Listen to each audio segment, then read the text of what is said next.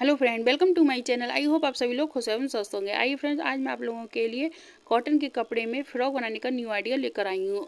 3 year baby के लिए new डिजाइनदार कॉटन के कपड़े में आपको बहुत अच्छी तरह से आसान और सिंपल तरीके से फ्रॉक बनाना सिखाऊंगी। तो फ्रेंड्स देखिए, हमें क्या करना है।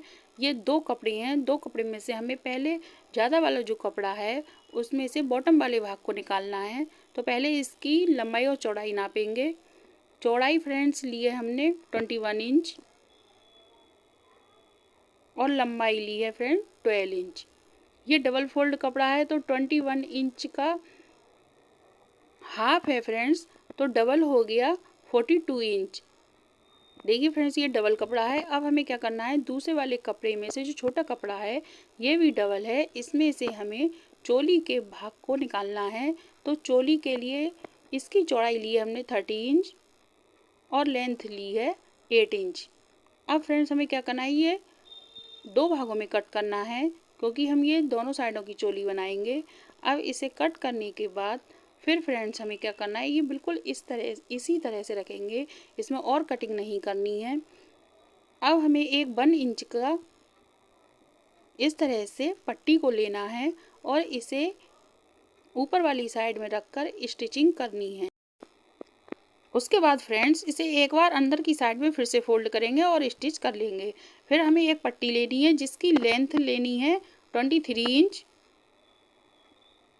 और विड्थ लेंगे 2 इंच। उसके बाद इसे दोनों साइडों से पीको करके तैयार कर लेंगे। फिर हमें 2 पट्टियां और लेनी है।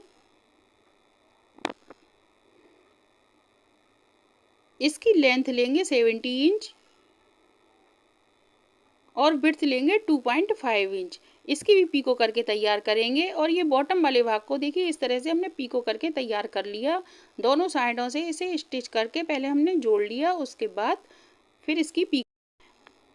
अब हमें क्या करना है, ये चोली वाले भाग को भी तैयार कर लेना है। उसके बाद जो हमने ये पट्टी तैयार की थी, उस पट्टी में जो हमने पीको की थी उसमें इस तरह से प्लेटें डालेंगे और सेंटर में स्टिच कर लेंगे। जो हमने 2 पट्टियाँ स्टिच की थी उन्हें करना है हमें इस तरह से। ये देखिए फ्रेंड, दोनों साइडों से पीको की है और बीच सेंटर में प्लेटें डालकर पट्टियों को तैयार कर लेंगे। फिर हमें क्या करना है, चोली के दोनों साइडों को इस तरह से रखना है। एक बराबर सेट करने के बाद फ्रेंड्स इसके आर्म होल की लंबाई हमें रखनी है 9 इंच और शोल्डर के लिए हमें 4 इंच पर मार्किंग करनी है, क्योंकि 3 ईयर बेबी के लिए 4 इंच आर्म होल काफ़ी रहते हैं। तो इसलिए 4 इंच पर आर्म होल की मार्किंग करेंगे। हमें 4 इंच पर मार्किंग करनी है, दोनों साइडों से 4 इंच पर मार्किंग कर लेंगे। अब हमें क्या करना है फ्रेंड, जो हमने ये स्टेपें तैयार की हैं उन्हें इस तरह से रखेंगे। मार्क को हम सेंटर में रखेंगे और स्टेप को इस तरह से सेट कर लेंगे दोनों साइडों से। और उसके बाद जो चोली की दूसरी साइड है उसे भी सेट कर लेंगे। और उसके बाद चाहे तो आप पिन अप कर लें, चाहे एक एक स्टेप को स्टिच करके तैयार कर लें, क्योंकि हमने मार्किंग तो कर ही ली है और दोनों स्टेप हमारी एक बराबर ही प्लेटें पड़कर तैयार हुई हैं। प्लेटें डालने के बाद हमने इन्हें नाप लिया था फ्रेंड्स। अब इसे चारों साइडों से स्टिच कर लेंगे। देखिए फ्रेंड्स, मैंने आर्म होल की लंबाई 9 इंच ली है, इसका हाफ 45 इंच हो गया। अब हमें क्या करना है फ्रेंड्स, ये इस तरह से लंबाई में 3 इंच पर मार्किंग करनी है दोनों साइडों से गले के। और उसके बाद गले की तरह गोलाई में मार्किंग करनी है। आप जिस भी शेप में फ्रिल लगाना चाहें उस शेप की मार्किंग कर लें। उसके बाद फ्रेंड्स ये इस मार्किंग पर हमने जो तीसरी फ्रिल तैयार की थी उसकी स्टिचिंग करेंगे। इस तरह से रखेंगे हम और पीको वाली साइड को गले वाली साइड की तरफ करेंगे और उसके बाद हाफ इंच पर स्टिचिंग कर देंगे।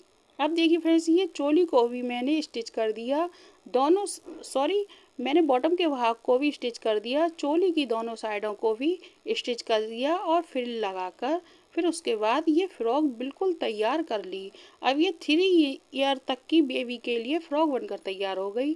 तो ये न्यू डिज़ाइन आप लोगों को कैसी लगी? अगर अच्छी लगी हो तो एक लाइक ज़रूर करें, शेयर करें और कमेंट करें फ्रेंड्स।